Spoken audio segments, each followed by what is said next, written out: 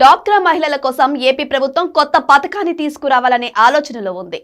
రాష్ట్రంలో మహిళల అభివృద్ధి కోసం కూటమి ప్రభుత్వం అనేక సంక్షేమ పథకాలను అమలు చేస్తోంది. అయితే గ్రామీణ ప్రాంత మహిళల్లో చాలా మందికి గవర్నమెంట్ స్కీమ్స్ కి సంబంధించి సరైన అవగాహన ఉండడం లేదు. డ్వాక్రా సంఘాల కోసం ఎలాంటి పథకాలు అమలవుతున్నాయో ఆ గ్రూపుల్లోని వారికి తెలియని పరిస్థితులు కొన్ని చోట్ల కనిపిస్తున్నాయి. ఈ సమస్యను పరిష్కరించడంతో పాటు డ్వాక్రా మహిళల్లో కొందరికి ఆర్థిక భరోసా కల్పించడానికి రాష్ట్ర ప్రభుత్వం ఈ నారి అనే కాన్సెప్ట్ ని తెరపైకి తీసుకొచ్చింది. డ్వాక్రా మహిళలకు ఉపయోగపడేలా ప్రభుత్వం మన డబ్బులు మన లెక్కలు లాంటి మొబైల్ అప్లికేషన్లు తీసుకొస్తుంది. వీటిని ఉపయోగించాలంటే మహిళలకు టెక్నాలజీ తెలిసి ఉండాలి. డ్వాక్రా సంఘాల్లో యాక్టివ్గా ఉంటూ టెక్నాలజీపై పట్టున్న మహిళలను ఈ నారీలుగా నియమించాలని ప్రభుత్వం భావిస్తోంది.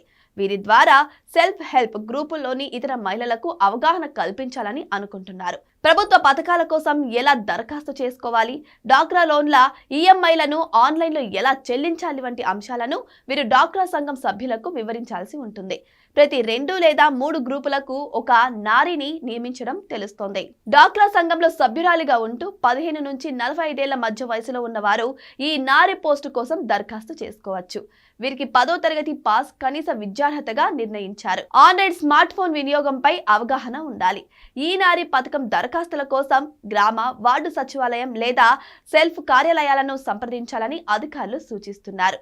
ఎంపికైన వారికి ప్రోత్సాహక వేతనం లేదా ఆర్థిక భరోసా కల్పించాలనే ప్రతిపాదనలు ఉన్నాయి. ఒక రకంగా ఇది పార్ట్ టైం గవర్నమెంట్ జాబ్ లాంటిదని కూడా చెప్పాలి.